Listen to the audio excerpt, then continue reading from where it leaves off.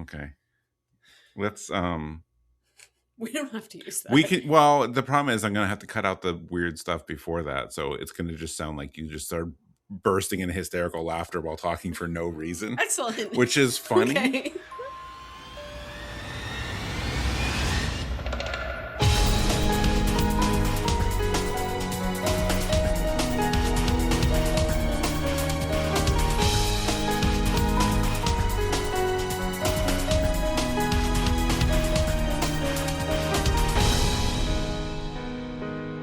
Hello and welcome to episode 173 of Rhythm Encounter, the RPG fan music podcast. I am your host, Mike Salbato, and I am operating on about 4 hours of sleep, I think, unless you count a nap. Maybe it's 4.5. But yes, I'm here. We're going to talk about some music. We're going to talk about that with some excellent co-hosts, starting with Hilary. Hi, thank you. And Pat. Let's do this thing. Yeah. Pat sounds like he got more than 4 hours of sleep. Or you're really good at hiding it. Yeah, I got more than 4. Yeah, definitely. Well, thank you all for being here. This is our fourth quarter, another new music episode for 2025. There's some great stuff that came out in the last few months of the year, so we're here to talk about it. I was going to say this is our fourth one, but I guess this is our fifth one, right, Hilary? Because the first one of these we did was the end of last year. Yeah, but we have all 4 quarters of this year now. Yeah. It makes sense. Yeah, but it's been going all year. Full year. Yeah. Yeah, but we've been doing it all year, and I think it's been a lot of fun. You know, when we started doing this, my thought was like to get more music on the show that doesn't always make it onto our themed episodes or other topics, because you know it's brand new, so a lot of people haven't heard it yet, and new stuff just is always coming out, and I'm like, it's really a shame to not have a space for this, and I think it's worked out well. Like, there's always brand new games showing up on these episodes, so I've had a lot of fun doing it, and I appreciate you all being here. And Matt was on one of these, so yeah, I think it's working out well. I love Matt. Just putting it out there. You too, huh? Yeah, he's a rock star. I think we all do. Yeah. Mm-hmm. I offered to have him on this one too, but he was like, no, I will be nice and let other people have a spot. Although I think he'll be on the next episode. Mm-hmm. So Unlike me. But that's because I wasn't on the last new music episode. Unlike you did the exact same thing for the episode after this. Oh, yeah. Yeah, you guys are trading places. I guess that's why it's so rare for you to be on the same episode. Yeah, we because you're you're in always the same place at the same time, I guess. Oh. Except for Yellow Boca Flood. Like a superhero, huh? Yep. Interesting. This explains a lot. But neither of you wears glasses. How do you hide your identity? Well, there's a gender swap going on, so somebody's playing dress up. It's an anime transformation. Yeah, we got some Ranma 1/2 here. Well, I'm glad we solved this. I hope he listens to this. Yeah. I definitely want Matt to hear this. Yeah. Oh boy.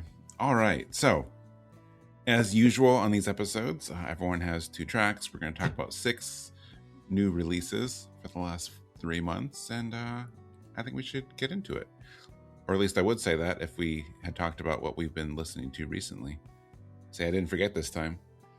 Not that anyone knows I forgot last time because I edited around it.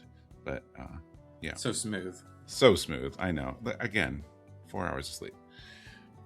But yeah, we talked a little bit before the episode today about what we've each been listening to. Do you want to go first, Pat? Sure. Now, obviously, I'm always listening to game music. So anything you see in recent reviews, that's part of what I've been listening to. But I wanted to talk about something that's game adjacent instead of, actual game music. The Proto Men, a band who writes original music as a rock opera loosely based around the characters of the Mega Man franchise, but they're definitely writing an original story. They've, for a long time, planned this 3-act album series, and Act 1 came out in 2005, and Act 2, which I think is amazing, came out in 2009, and Act 3 took another 17 years, but it's coming out in 2026. I pre-ordered the album on Bandcamp, and anyone who pre-ordered it is getting access to, like, every few days starting since I think December 1st. They've been like letting people download one more track on like I think a 16-track album, and then we'll have the final thing by the time the album releases, which will coincide with their performance at MagFest in January of this year, which I'm not going to, but I understand Mike and Hilary, you are, and Yes. I'm very jealous because I understand they're playing all 3 albums back to back, night to night, and I really love them, and I'm sad I won't be there, but I am loving the music to Act 3. It's a little controversial. Some people are saying, the quality is not there. It's not as good as Act 2. I understand where they're coming from, but I also think sort of left to their own devices, it's a lot better than Act 1, and I think it's better than their cover album that they did about a decade ago, where they did a bunch of Queen songs and other things. Story-wise, I'm still trying to piece together what the heck is happening, but musically, I'm having a lot of fun with it. The themes that are sort of covered in Act 2 around, whether or not the city can be saved from the machinations made of it, and whether or not the people would rise up or continue to be allow themselves to be oppressed by this sort of crazy technocracy that Wiley has set up. All of those themes are clearly there, and yeah, I'm really enjoying it. I'm enjoying the vocals. I'm enjoying the most of the instrumentals. I think the guitar works a little light, but the drums are really good. So yeah, excited to hear the whole thing once it's out. Yeah, I'm glad you're so excited about it. That's quite a gap. That's kind of funny. It's almost it's a very similar gap between Metroid Prime 3 and 4. So you're finally it's almost getting exactly, yeah. You're finally getting this follow up that who knows if it was ever going to happen, and we finally got a new Metroid Prime game. Aw. So yeah, Happy holidays. I know, it's exciting times. Yeah, the big joke happening right now is, because it is the third thing, it's proof that the Proto-Men are more competent than Valve. I knew that's we're where going to that get a Half-Life 3. Valve can't count to 3. We'll never get Yep. Half-Life 3 or Portal 3 or any of that. So, Left 4 Dead 3. Yeah. None of that. I really wish Left 4 Dead would get to 4 just because I wanted to see what they would do with the title. Left 4 Dead 4. Yeah. It would, no, you know what it is, the way people name games these days, it would just be Left 4 Dead. And you'd be like, but is it the, first one or the fourth one? Is this a remake? Yeah.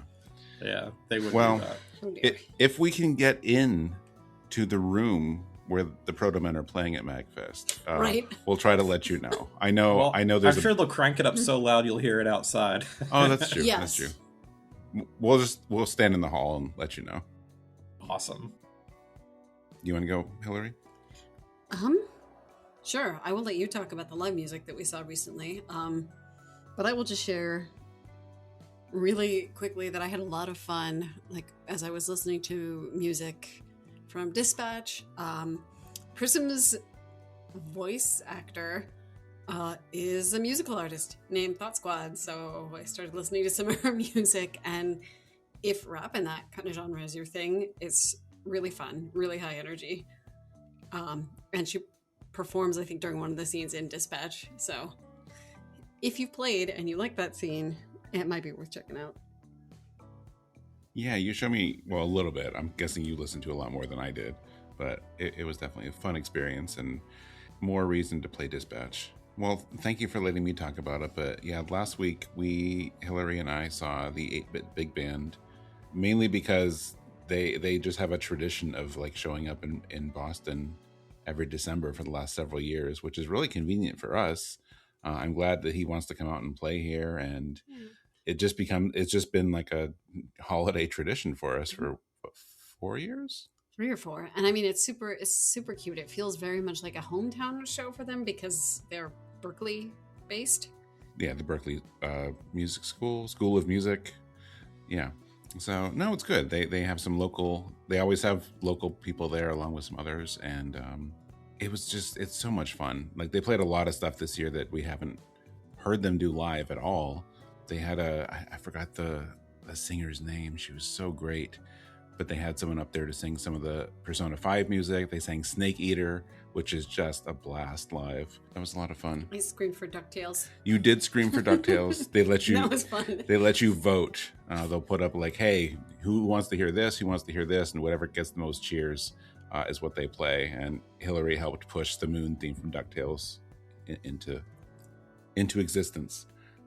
You made the correct choice. It's one of the best songs. It was fantastic. All of it was good. The only downside of the DuckTales theme was a conversation I overheard leaving the theater. Some people behind me, I don't know how old they are. I mean, obviously younger. All I know is that I just caught a part of a conversation where someone was like, it's like, oh yeah, DuckTales. Yeah, it's a show from the 90s. Like real hard emphasis on the 90s about how old it is. It's about these three ducks, and they started talking about David Tennant, and I'm like, no, that's the remake. It's not from the 90s. But yeah, so I felt a little old, but you know what? I remember the Moon theme from when I was a kid, so I could choose to feel old, or I could choose to be like, wow, how lucky I am that song has been with me most of my life. It's a good one. Yeah. I just want to add real quick. I can't remember the category, but 8-Bit Big Band is nominated for a Grammy this year. 2. Yeah, he mentioned. Oh, that's that. right. 2. They're nominated for 2 Grammys. Yeah, so I'd love to see them get a win. I think one's for like a live performance or arrangement or something. That sounds about right. Arrangement is a category I think I heard kicked around, and would make sense for them. Yeah. So that's very exciting. I mean, Grammys don't always get it right because Clair Obscur isn't even nominated for video game OST. They dropped the ball. Yeah. But I'm hoping 8-Bit Big Band can get their win in either one of their categories. That would be great. Yeah. Yeah. I mean, the nice thing is, like, at least Clair Obscur, like, it's gotten enough attention. Like, people know they it. swept the Game Awards. That was wild. But like in general, like I think they're more. I mean, this is a weird comparison, but I'm sure they're more well known than 8-Bit Big Band. So if it helps get them more recognition and more shows. Actually, I don't know if you probably know, or anyone listening, but the performance they did here, they had just got back from Japan, like within the last like 48 hours. So like they were all dead tired because Sega had them out there to do a Persona 5 concert series. So I'm like, oh yeah, that's right. Mm-hmm. I'm like, that's pretty great. Yeah, they got officially asked by Atlas and Sega to perform some of the music. So well, I remember a few years ago when we saw them, like he's busy. It's like, people have been telling me for years to like check out this Persona 5 game because he just hadn't gotten around to it.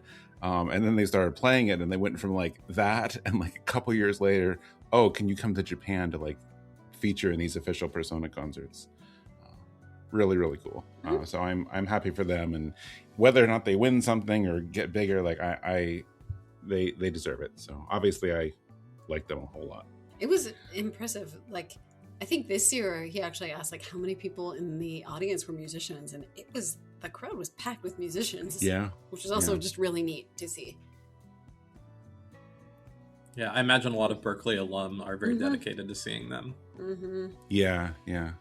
The best, and this is the last story I'll share because it's always worth sharing. But my favorite thing was he also always polls to see like what system people started playing games on. This crowd was a huge N64 and Wii were their first console. Oh, interesting. Yeah, a lot of which makes sense. Like they play a lot of N64 and Wii music actually. Like 3 or 4 people I think cheered when he said it was the Switch your first console. And one of them, and I'm so sad we could not see him, one of them was a kid it sounded like in the front row. I don't know how old he was, but a little kid dressed as Ness, because he described like, hey, you're dressed as Ness. How cool is that? And you must like Smash Brothers. You must like Smash Brothers. And he's like, yeah, I do. But also I'm playing Earthbound. And I'm like, holy cow. There's the real deal. Good job, kid. Yes. Good job, kid, and good job, kid's parents. Who exactly. Yeah, that's real. I love that. Yeah, it was just really sweet, even though we couldn't see him because they were asking like, okay, what's your favorite Switch game? And he's like, I don't know. I have to think about it. So they came back to him later, and he's like, I still don't know. I kind of like them all. And then I got slightly sad that the set list this time didn't have Pollyanna or Forside, but that's okay. You can listen to those on YouTube. Yeah, he apologizes like, hey, sorry, we don't have any Earthbound music today, but maybe come back next year and maybe we will, because they usually do. Mm-hmm. Yeah, I think I've heard their version of Forside, which is quite good. Yeah, I brought Pollyanna on our like jazz funk and adjacent. Oh yeah, I remember that. Yeah. Well, apparently this turned into an episode about the 8-bit big band. So thank you for listening. We'll see you in a couple weeks.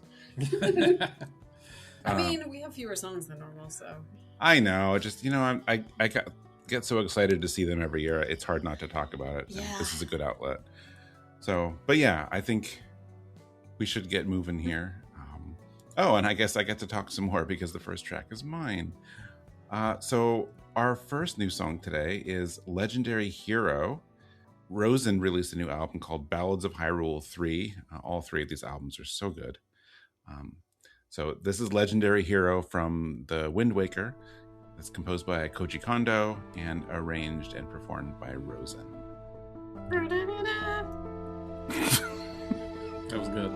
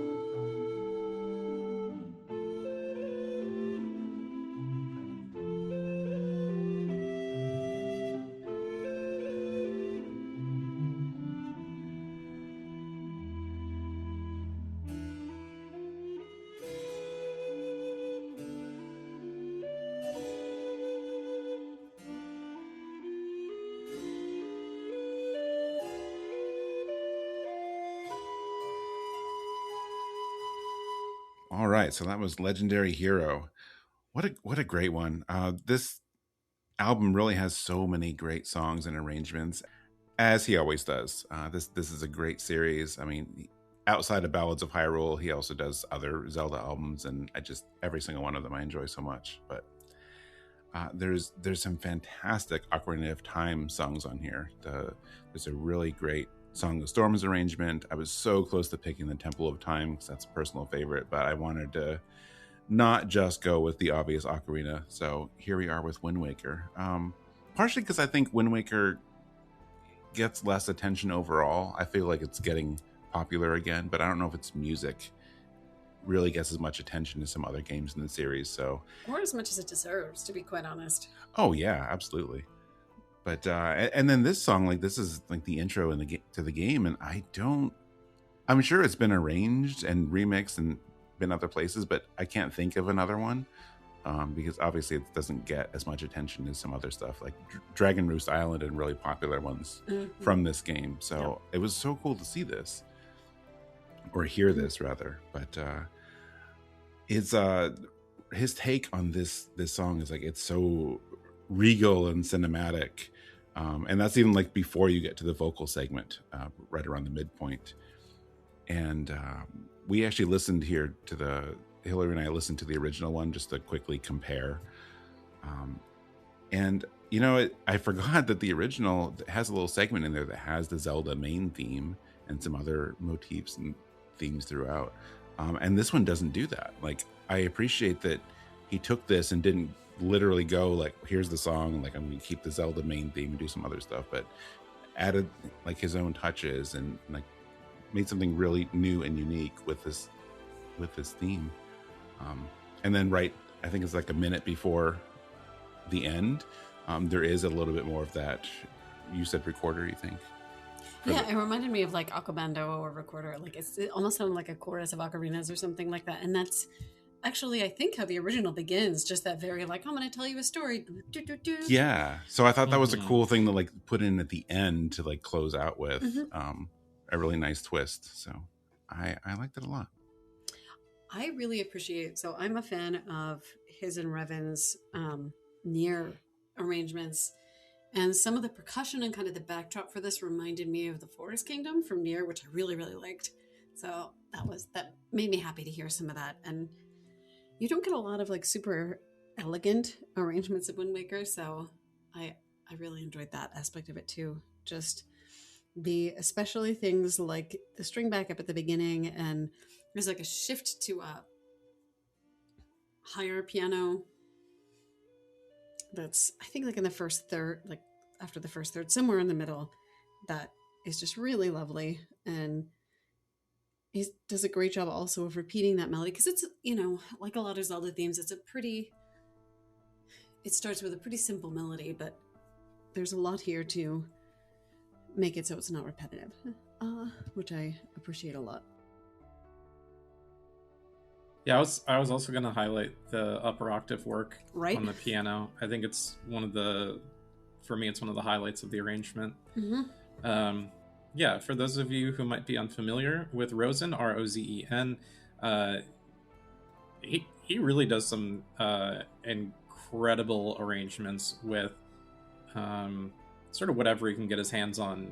People recording, using synths, whatever he's got to do, he makes it happen. I've been consistently impressed with his library. You should go check out his Bandcamp page, his YouTube page, his Spotify page, whatever. He has a wide range of stuff. You mentioned the Nier arrangements. I think he's done 2 full albums and maybe some singles as well. And that Forest Kingdom track is crazy because, I mean, that's one of the weakest tracks on the Automata OST. Like, I skip it on the OST, but like he made it objectively a better song because he does these very sophisticated arrangements. He's done a Fire Emblem album, a Kingdom Hearts album, and then 3 volumes of Ballads of Hyrule. And I hadn't listened to any of this album prior to you selecting this song, Mike, and I feel like I need to go listen to the whole album now. There's a great just a really strong track. It's another one where it's like, I wouldn't have guessed, I wouldn't have expected to enjoy it as much as I did, which speaks to the quality of his arrangements. Yeah, I think the day it came out, I brought it up on Bandcamp and like listened through the whole thing, and then I'm listening again for this episode, and there was so much I missed. So it was a very clear indication of like, no, don't just put this on in the background, at least not for your first listen. Mm-hmm. Yeah, really focused listen would be good. Yeah. Well, and he has a tradition of like doing listening parties, if I'm not mistaken, when he releases new stuff, which is, if you get the chance, they're like digital like celebrations and listening parties, and they are a lot of fun. I think we did one for the second Nier album. Yeah, we did it for that one. We missed the one for this, but yeah, that I appreciate that he does that. You get lots of background information and cool facts. Yeah. All right. Well, I'm glad you guys liked that one. Yeah. Speaking of familiar legendary songs and composers, Pat, what do you got? Yeah, this is our other arranged pick from Q4, right? I think everything after this is OST material. Yep. So this track, you may know it as sort of the overworld first area kind of music to Secret of Mana, and that song is called Into the Thick of It. It's composed by Hiroki Kikuta, but here it is arranged by Torsten Rasch and performed by Mischa Cheung for the new album Piano Fantasies Music from Square Enix.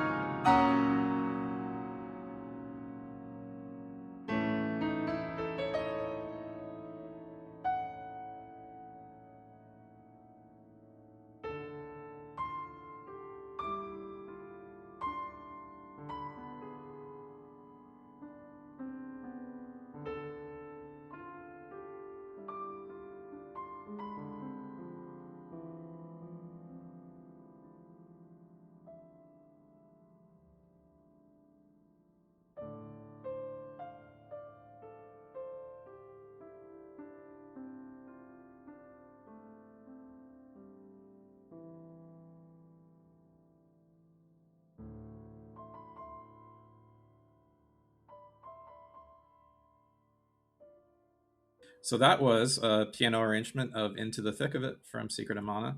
And it comes from a larger collection of music that obviously came out during Q4.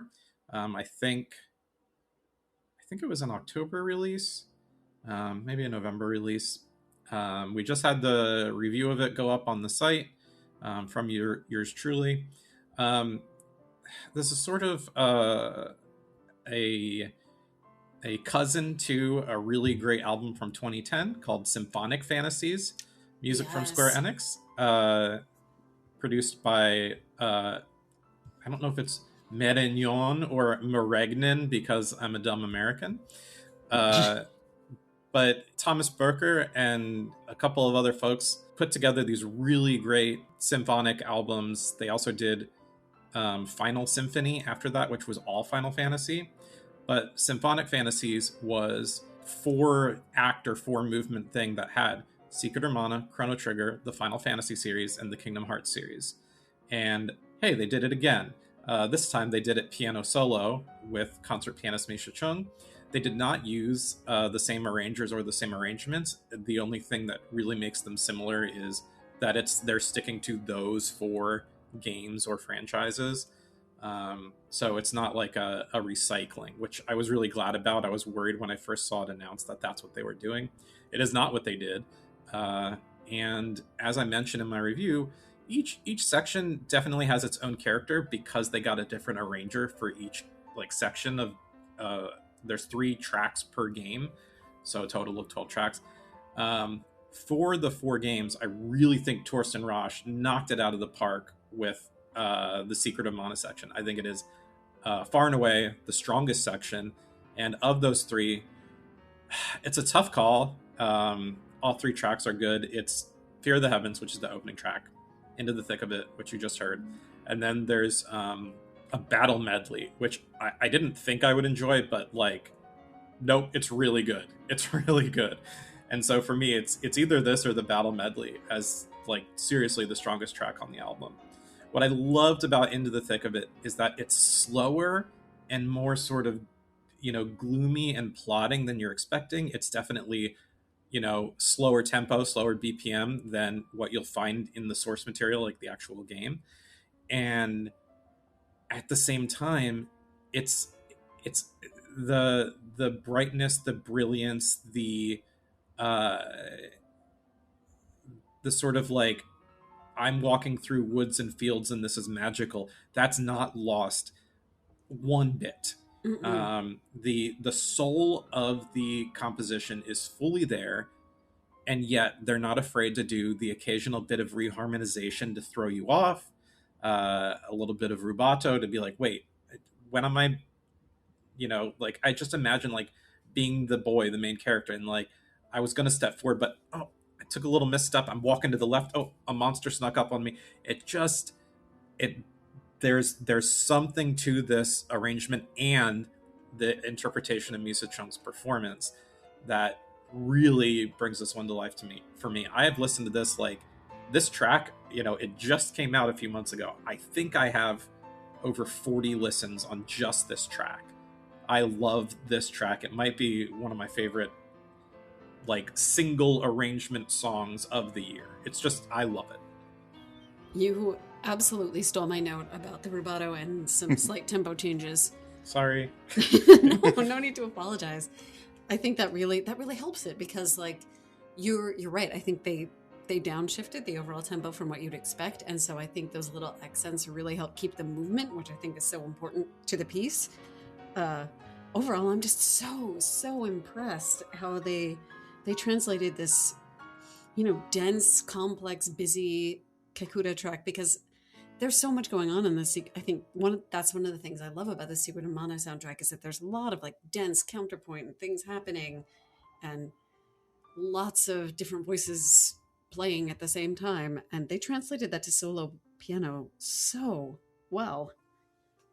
I really, really enjoyed it. And it's funny that you should kind of mention the background of the arrangement and the series, as far as album releases, because I listened to it and I thought this feels related to Final Symphony and Symphonic Fantasies and those, but not it's retreading any ground. Yeah, the section of Into the Thick of It in Symphonic Fantasies has this great choir part. Do you remember that? And it was a little slower and more solemn.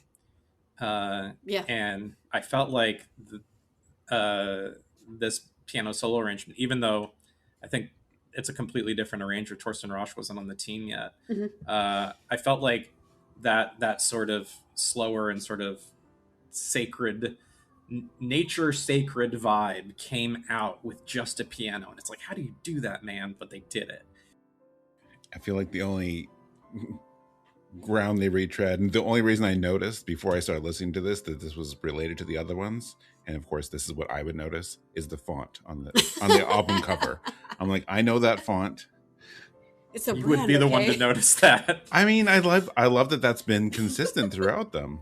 That like I Yes. can pick up on that before even listening. I didn't even really know this album was coming out before until very recently. I haven't listened to anything but this track. I'm not sure if you have, Hilary, but I knew about the announced tour, but I feel like that, like, the recording and album release snuck up on me. I only knew about it like a month before it came out. Yeah. I've sampled. Like, I tried to sample a little bit of each section, but I haven't had a chance to sit down and listen. well, I guess we should just get the album. Yeah. So I'd recommend it, as I do in the review, but there's something good, something worthwhile in each of the 4 sections, but I really think Secret of Mana nailed it. I will say also, I just think this is a real missed opportunity thus far for Square Enix. They just released that cool sort of piano-esque, it's not just piano solo, but it's piano-centered Chrono Trigger album. Mhm. So, and they have a bazillion Final Fantasy piano collections. They have 2 for Kingdom Hearts. The Kikuta Mana album, so 2 and 3, right? Secret of Mana, Trials of Mana. Where's my piano albums, guys? I mean, the source material is ripe for it. This album proves it. On Square Enix's piano cover collection from their YouTube channel, they had something good there. They also released a newer piano arrangement for the song Powell Ooh, from Trials of Mana Yeah. that isn't on a CD yet, but obviously it's just free to go look at their YouTube channel. That is one of the most impressive and energetic pieces you'll ever hear. Kikuta himself was like on Twitter like raving about how good it is, and he's right too. Square Enix, where's my official Secret of Mana and or Trials of Mana piano collection? I want it. I'll pay big bucks for it. I want sheet music. Let's do this. I mean, if that Chrono Trigger one can happen now in 2025, there's Good point. always a chance. That's Also- a good point. Yeah, they've really surprised us with just sort of randomly digging into back catalog and being like, look, we can still do stuff. Yeah, And yeah. I'm still behind. I just broke out a Blu-ray for their Xenogears 20th anniversary concert, which was like 2018, 2019. And it's like no one was expecting that when they did that. It's just, you never know when they'll just be like, we're doing this now. Yeah.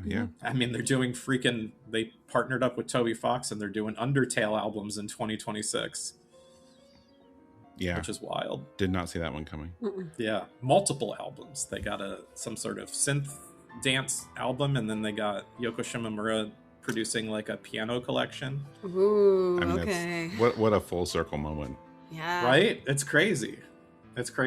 So, I mean, I have, sometimes I question Square Enix for some of their larger choices as a company, but their music team, they don't miss. I mean, well, they largely don't miss.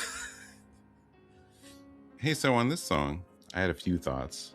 One of my favorite things that you didn't cover, because you guys covered a whole lot of ground already. So one of my favorite things is there is more. This feels like more embellishment and more of a really fresh take on this song than we usually hear.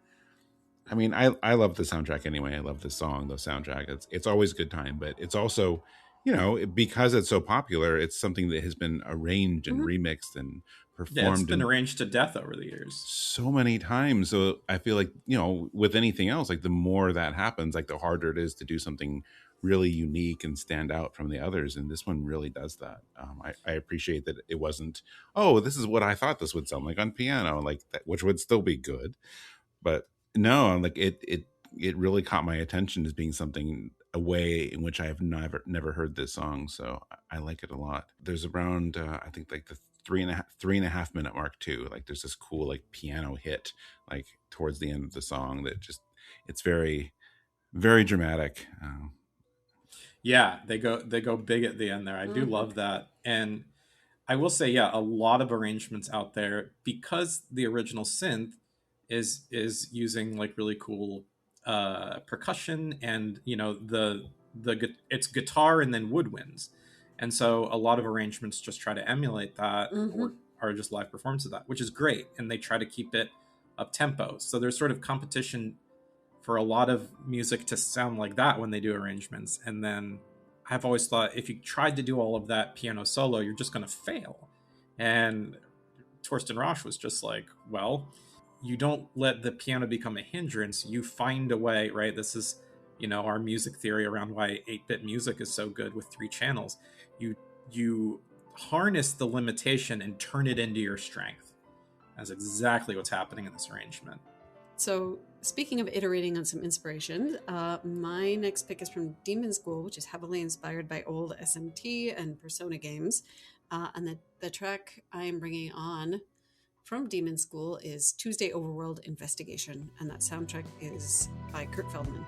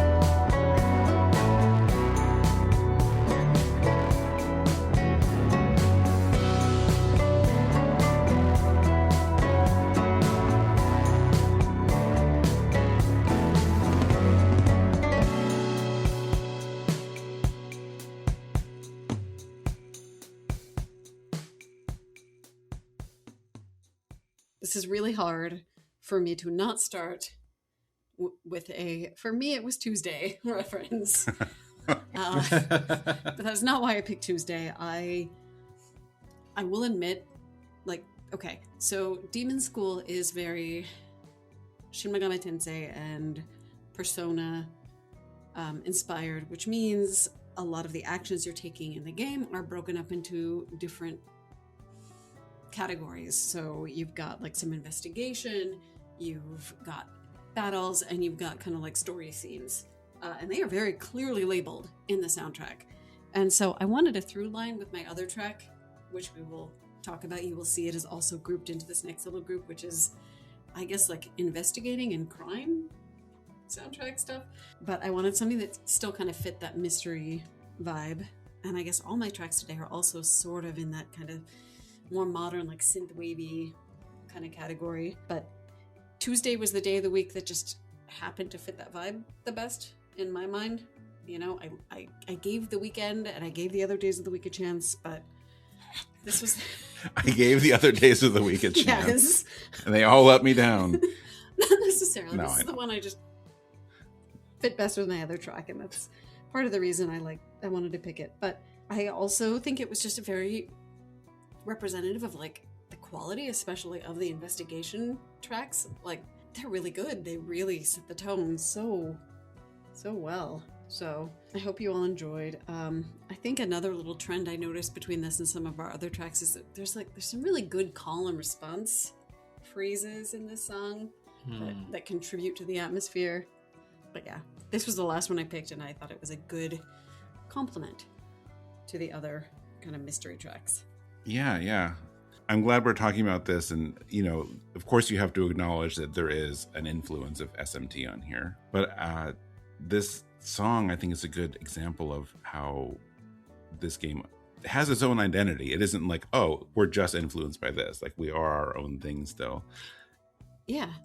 What I would not have wanted from this soundtrack is just like, I'm going to try and do the wild, like kind of industrial, dark kind of soundtrack and then do it as SMT and then do it badly.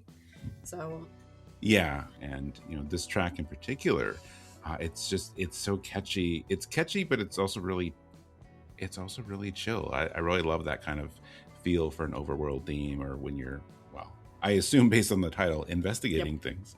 It's just you know, to me, just the whole sound of it is so warm. Like it really encapsulates this like afternoon or like sunset kind of feel, which just makes me comfy. After school, I can like see it. Yeah, like on the screen on a Persona game. Mm-hmm. Jerry reviewed the game for us, and when we were, you know, we've been talking about our music of the year, and he like nominated it. And he even said that it was one of his favorite soundtracks in recent memory. And I haven't played it, so like I haven't listened to much outside of this song, but that was quite an endorsement. So between him saying that and listening here, I think there's definitely something really special about it. So yeah. I'm glad we have some representation here. So yeah, I'm on board. As long as I don't have to like get up early and catch a bus, because like I'm done with my school days, I'd rather sleep in. But if I don't have to do that, then yes, I'm on board. Yeah, Jerry Williams' review of the game and then mentioning to us that he really enjoyed the soundtrack. That endorsement definitely fueled my interest in the soundtrack. And I think one of the things I love about it, and this is more than just, you know, the composer's approach, you know, this was a choice for the development of the game, was to have different pieces of music for the different days of the week, which really, I think, adds a lot to sort of probably the in-game sort of, this is refreshing, you know, you're not getting the same version of the same song over and over. And what an interesting choice, and what an interesting way to do that. I mean, I'm very used to, if you think of games that go over the span of a year or multiple years, sometimes you'll get seasonal music, you know, think of like Stardew Valley or Harvest Moon and stuff like that. But to do it for days of the week, I can't think of another game that's done that. I'm sure maybe some have, but this was a really interesting and intentional choice, and gets my seal of approval. Like, thumbs up, great choice. And I can't remember if I listened to all of them, but I do think Tuesday was one of the stronger ones. So good call, Hilary, on Thank the pick. You. It makes it almost like kind of adds to the mysterious vibes for me, because I think of some of those weird old rhymes about like kids born on the different days of the week. Do you remember those at all? Yeah. Oh. Yeah. And then there's like the Solomon Grundy rhyme that goes across the days of the week. Yep. Yeah, a lot of those days of the week rhymes are dark. Mm-hmm. Yeah, good call. Yeah, I can't remember if you're born on a Tuesday, it means this, and it's, yeah.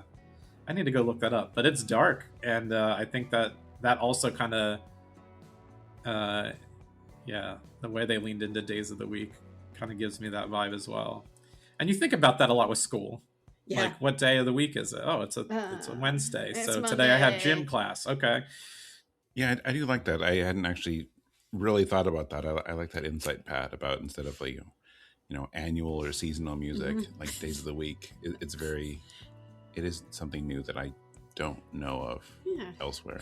It makes me feel good about honing in on it at the beginning of my discussion too. Yeah. Well, Hilary's been playing. We got Persona 3 Reload finally. Yep. And nice. I love the music in that game. But, it is the same every day for certain things. Get the same after school. Yeah. I mean, I like it. Yeah, it's super catchy, but yes. But for a game like that, where you are playing day after day, it is nice to have different things on different days. Yeah, and I'm looking at the track list, and there's, I guess, at least 4 different ones. I mean, outside of events or whatever else they do, but each day has 4 different things, different battles, different overworlds. So, yeah, it's some nice variety. Yeah, it's a cool approach. So that was an investigation theme as well. And if it's all right, I'd like to talk about more investigation. Yeah. Please do. Yeah, so this one, I'll talk about how it got on my radar afterwards. But this song is called Searching Room from the game Detective Instinct, Farewell My Beloved, composed by Joey Lopes.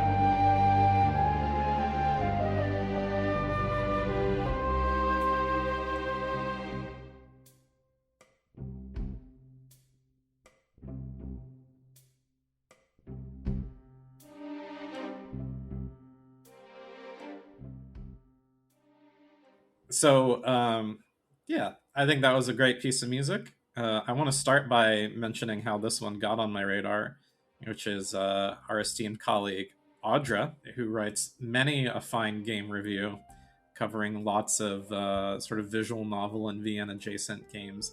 She wrote a review for Detective Instinct. She spoke highly of the soundtrack, noted that it had some Ace Attorney vibes, and I was like, oh, I gotta check this out. I'd never heard of the composer before. He's a relative newcomer to the scene. I have a review in the works. I don't know if the soundtrack review will be up by the time this podcast is out, but if it's not up now, it is coming because I loved this soundtrack. A lot of it is just Joey on his own, just doing synth work. He does some guitar recording of his own, but there are a few tracks where he brought in some strings players, and Searching Room is one of those tracks. He got one of my favorite people of all time, a composer and violinist and violist. I mean, he can play all the string instruments. He's worked with Rebecca Sugar on Steven Universe. His name is Jeff Ball. Yay. And we love Jeff. And so I didn't even know that Jeff recorded on this game when I first dug into the soundtrack. And then when I saw his name in the credits, I was like, yo. So I think Jeff recorded on like 5 songs, and then there's another individual whose name I should probably look up, who plays cello, and his cello work is on even more tracks. I mean, there's a lot of cello on this soundtrack. So Jeff Ball and the cellist, the cello player, Andrew Dunn, I think they bring so much to the soundtrack. You can hear both of them on this track, Searching Room, which I think is probably one of the stronger tracks on the whole album. It definitely has that investigation, let's check out, the crime scene or whatever we need to check out kind of vibe. It's a little more upbeat than some of the other songs on the soundtrack. But yeah, I think it's a great track. And if y'all pick up the full soundtrack, there's this really great digital liner notes, big old PDF file where Joey Lopes does a track-by-track commentary and breakdown. And this is a guy who's clearly a fan of games throughout it. He's dropping names of like people who inspired him. He's like, this one is clearly an homage to Motoi Sakuraba. And then like, you go to the next track and he's like, I really had sort of a Shimamura Legend of Mana vibe going on here. And then he's like dropping music theory terms. He's like, and I used the Lydian scale heavily on this one. And I'm just like, this guy is breaking it down for us music nerds. So I just have a ton of respect for him. I really hope he does more projects. I hope people pick him up to do work because I'm impressed. And I hope y'all enjoyed Searching Room. I think it's a very fun, and I'm using the word a lot today, but a very clever track. I love contrasting this one with the previous track. I think that's just a very fun contrast, and I'm so glad you brought this on because I found the instrumentation like really well done and really fascinating. You got the full capacity of the strings. You've got some slidey strings in the beginning, and you've got some pizzicato, and everybody knows cello is great for like weighty, mysterious kinds of songs. So I always appreciate that. Cello or bass clarinet, as we've recently learned. Yeah. No, but I love like the beginning of this is just so well done with the slidey strings really creating that tension, but then it feels like the piano-ish work is kind of like containing it. But then you add that wind entrance. That wind entrance is really, really good a little ways into the piece. I love that. Yeah, I think it's very unexpected, and it's a refreshing intro. Yeah, I like that. Just like, boom, you thought it was just piano and strings. You were wrong. Think again. You found something new. Yeah. Oh, go like a detective. Okay, yeah, I get it. That's smart. That's smart. I know you guys had too much insight. You literally canceled out 100% of my notes. So I'll just say I agree with you. Like, I like the tension and strings and et cetera, but everything you guys said were also the things I really picked up on. But for a game that wasn't on my radar really at all, now the music is, at least. Although actually I was looking at the game too, and like it's a cool concept. So yeah, I'm curious about checking it out. It's like kind of classic mystery kind of a little bit. Maybe it's the train setting. It's the train. Yeah. Okay. Yeah. But train. This is another one that's convinced me to listen to more of the album, and I really appreciate. I'm glad you brought up the liner notes. I know it's unrealistic for a lot of people to write liner notes like that with track by track commentary. In fact, offhand, the only other ones I can think of that I've come across recently are, I think, most, if not all, of Scarlet Moon's releases. They're really good. Yeah, about that. I think Jason's insistent on it, and I think he's right to do so. Yeah, I mean, I get it for those albums. Like, I wouldn't expect it for some of our mega albums the last few years. I mean, if you've got like 8 discs, that's a lot. But I say that, but the only other example I have is Final Fantasy 14. Yep. Oh, it is. I mean, on the Blu-rays. So much work, but it's really cool. SoCan always has a comment. Now, sometimes they're like one sentence. It's like, I don't know. I don't remember composing this. I must have been asleep. Sometimes you get something like that, but that's okay. I love that, though. Like that, when you're really into the music, like getting that detailed, that level of insight on a specific track from the composer is really cool. Well, I enjoy that. And at least in that case, you can tell at what points he was just like going. Yeah. Last thing I'll say on this one is like the string work on this track. That is exactly the super fun type of thing I used to love to play, like the slides and the pizzicato. Oh, I bet. You gotta get your cello fixed so you can play more. Yeah. But before that, before I get my cello fixed, before you get your cello fixed, I think we need to dispatch some heroes and talk about more synthwave type music. Or that. Yes. Or both. Yeah. Superheroes aren't going to fix my cello. Maybe that's someone's superpower, though. I would really appreciate someone whose superpower was to fix instruments, to be honest. I love that. Especially string instruments. Yeah. Okay, anyway. Yes, so next I am bringing on Intergalactic Convertible by Andrew Arcadi from the Dispatch soundtrack.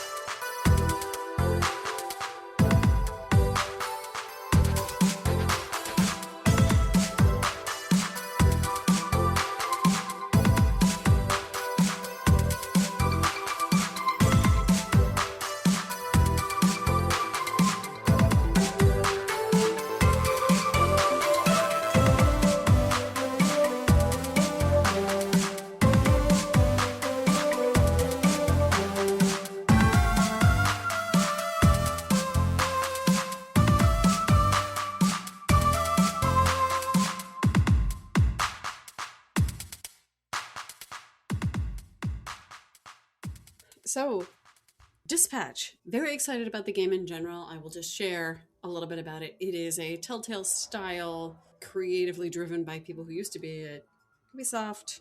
It centers around, basically the idea is there is a corporation kind of in charge of employing superheroes and dispatching them to emergencies. So you play the role of a former superhero turned dispatcher, and you are in charge of the Z Team, which is a bunch of reformed, maybe quotes around that, villains who are now working for the company. So like, it's just a really fun story. I love the whole cast.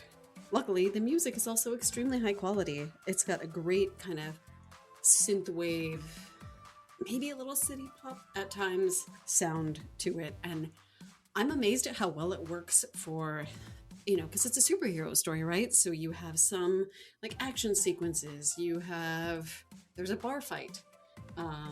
But you also have these sequences where you're playing and it's your dispatch shift. So you're spending the whole time sending your squad to different emergencies and figuring out whose powers are aligned with responding to what kind of crisis. And this song, Intergalactic Convertible, is one of your shift songs, which I think is just so cool. So yeah, I love the way they handled the shift music, because the dispatching can actually get pretty hectic. So I think they just made a really great musical choice along with that gameplay. But I wanted to feature this track in particular because I love how it's driving enough and it's got those high repeated fast notes that really... It does kind of sound like driving music a little bit, right? Yeah. Like you're on the highway or something, going around the city.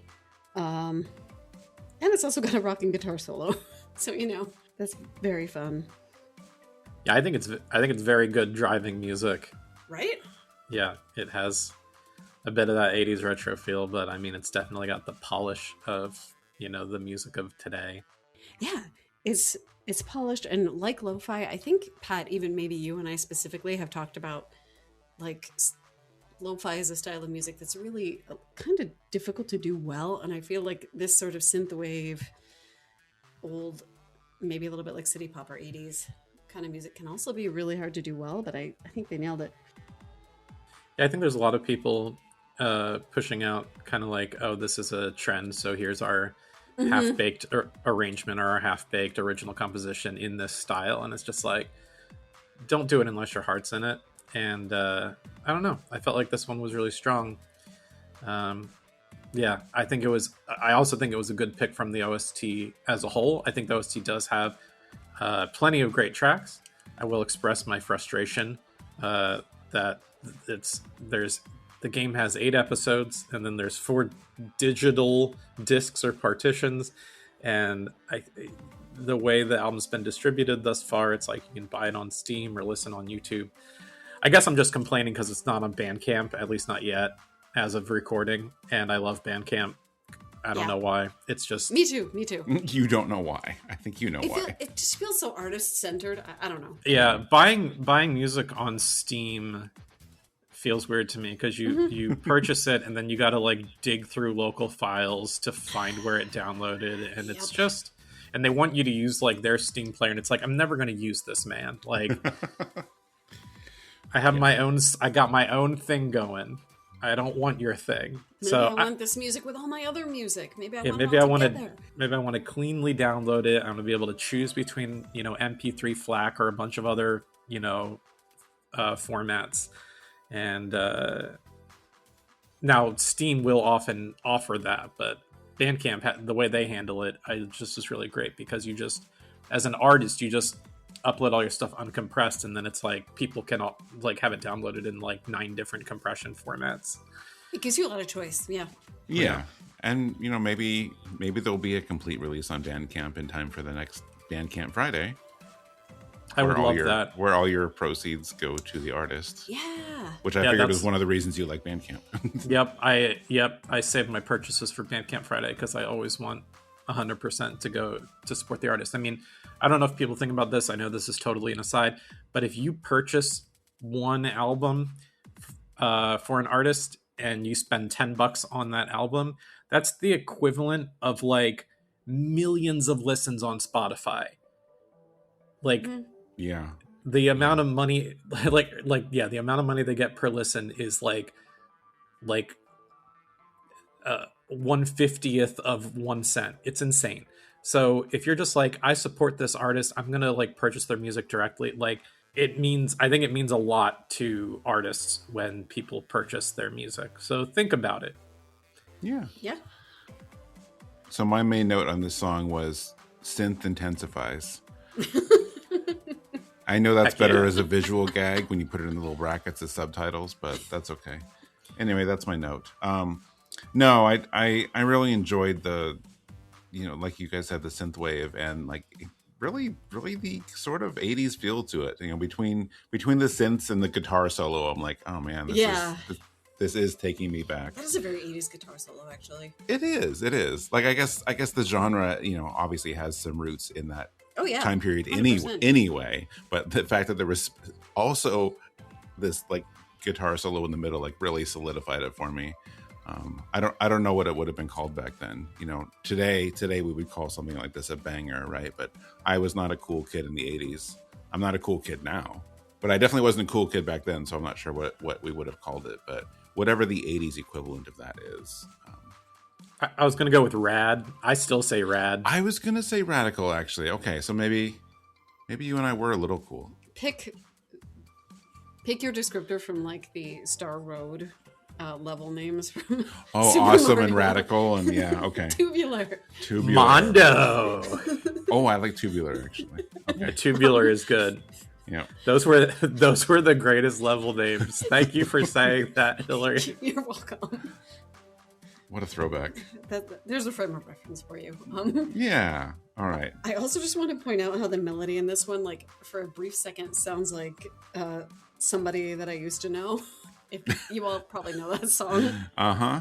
I did catch that. I could not stop, like, after I listened, I could not unhear that. I didn't notice that, and now that you said that, I feel like I'm going to go back and listen to it and be like, this is all I noticed now. Thank you. Yep. Wasn't there another... You had another track I thought you were going to mention, Hilary. Like some other ones that you were like considering. The track names are so good, but I couldn't justify bringing another one on just because it had a fun title. Like, well, there were a few, but Dossier Be Like was one. Dossier Be Like is a great title. Yeah. That is a funny title. I like that. We had an episode about that, maybe, if we ever do something like that again. Oh, fun titles. Yeah. Mm-hmm.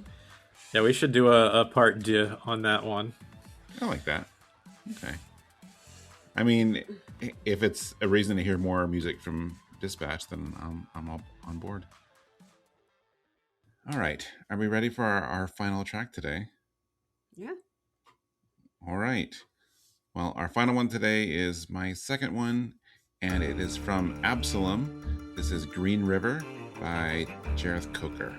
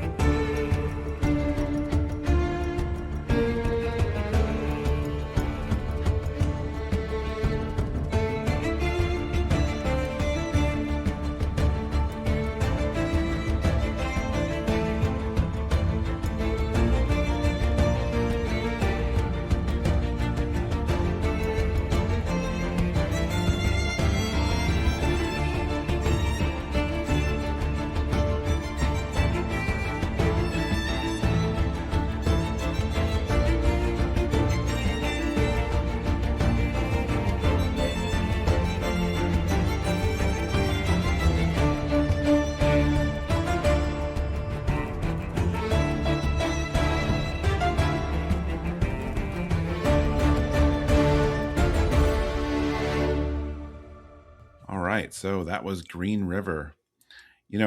I still haven't actually played Absolum, despite the great things I've heard. I'm under the impression it's a difficult game, so maybe I won't, but I'm still going to enjoy the soundtrack. After the Ori games, at this point, I'll pretty much listen to anything he composes. And this soundtrack does not disappoint. This is one of the earlier tracks on the album. So I was going through, I didn't listen to 100% of the tracks because I just kept listening to things that were great. I'm like, well, I don't know if you can really go wrong, but I kept coming back to this one. So I figured it was the clue that I should bring it on.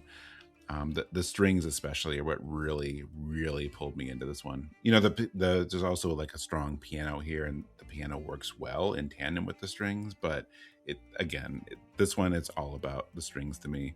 They just that's where I get all the emotion and the weight and the drama of this song.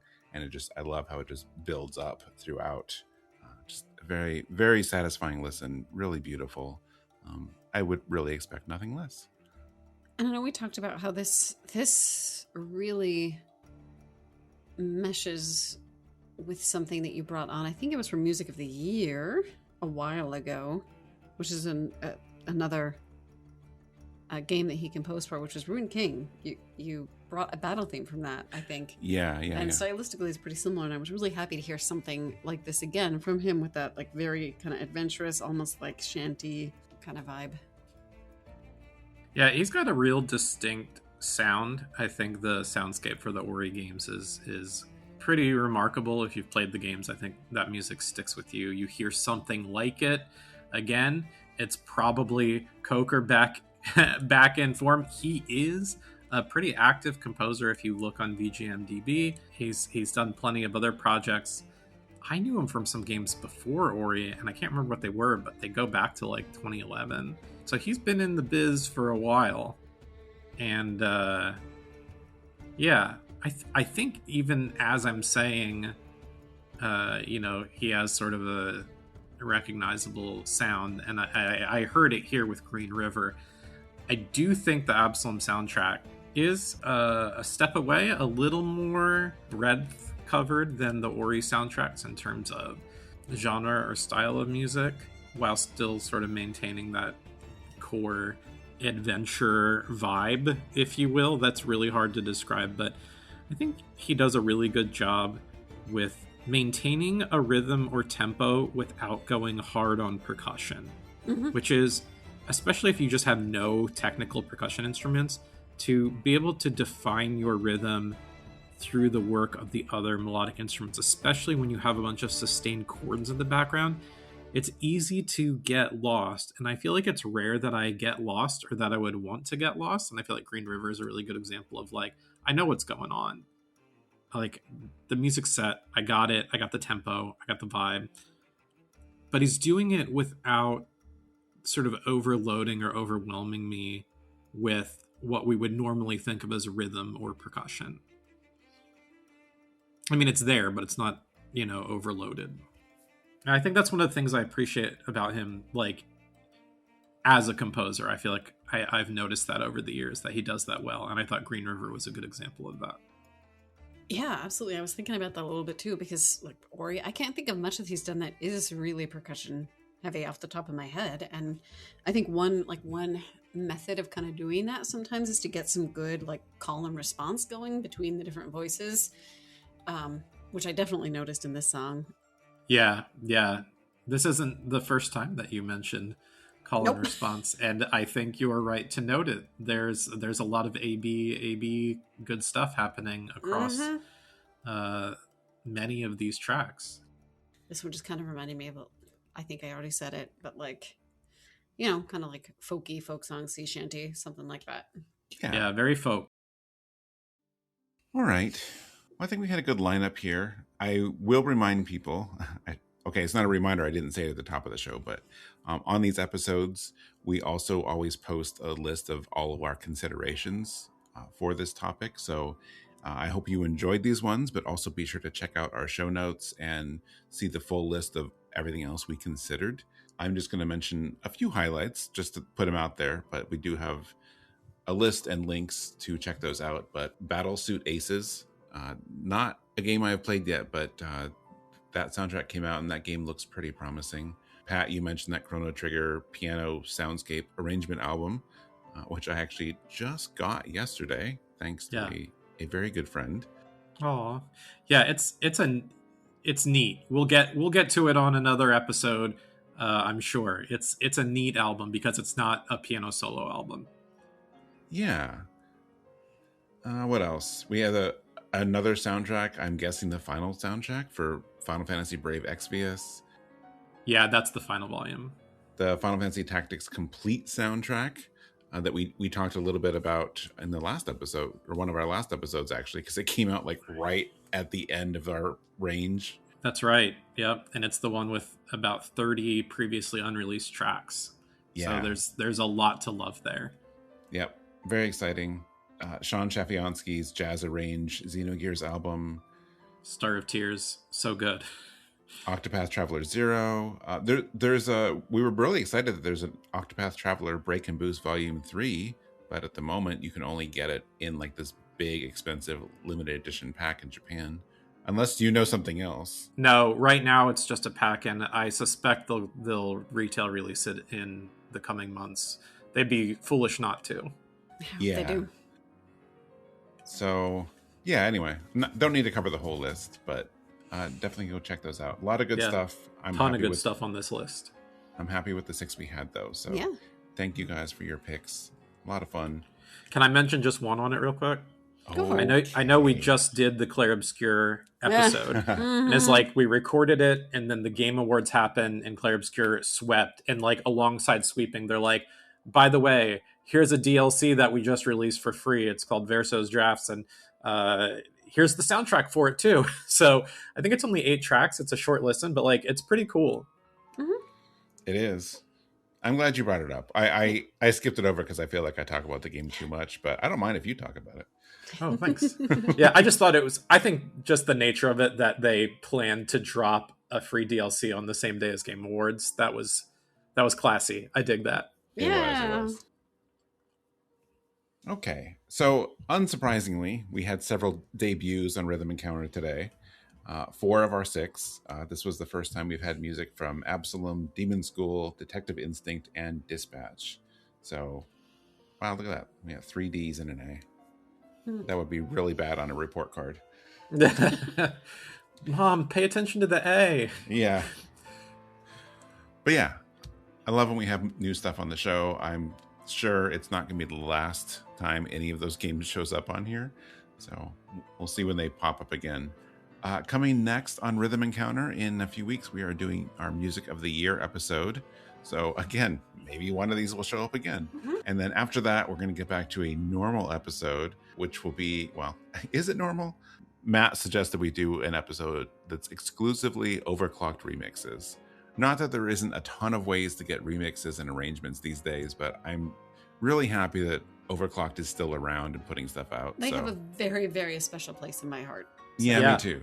They're kind of the OG of, like, if you were just some guy who wanted to do a fan remix and get your music out there and get attention to it, they were the vehicle. And there's a ton of great dudes and dudettes who they've gone on to have careers of their own, and there's some that have stayed exclusively in sort of the OCR space. There's just a lot of great people in that organization. Yeah. So yeah, I think that'll be a fun one. I have a lot of old ones that I can probably bring on, but maybe I'll bring on some newer ones too. So if you have feedback on this episode, if you want us to highlight some stuff or have some topic ideas or any other feedback you want to share, you can reach the show and me at music@rpgfan.com.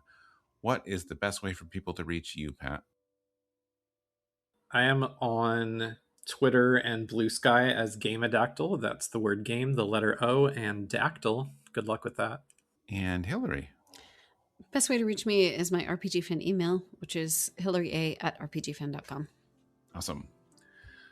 So if you enjoyed this episode of Rhythm Encounter, we are, of course, not the only podcast on the RPG Fan Podcast Network. We also have Random Encounter and Retro Encounter. Over on Random Encounter, they recently did, as long as things go as planned, they recently posted their 2025 year in review. And then over on Retro Encounter is planning a game journal on 13 Sentinels. So I know everyone on that episode is very excited about that. So look forward to that. It upsets me that 13 Sentinels could be thought of as retro, because in my mind it just came out like 2 years ago, but it's like, no, it's much older than you think. I mean, to be fair, we do have a 2-year cutoff, so like, you know, right. But we're a little loose. Isn't it like 5 or 6 years old? Pat, shush.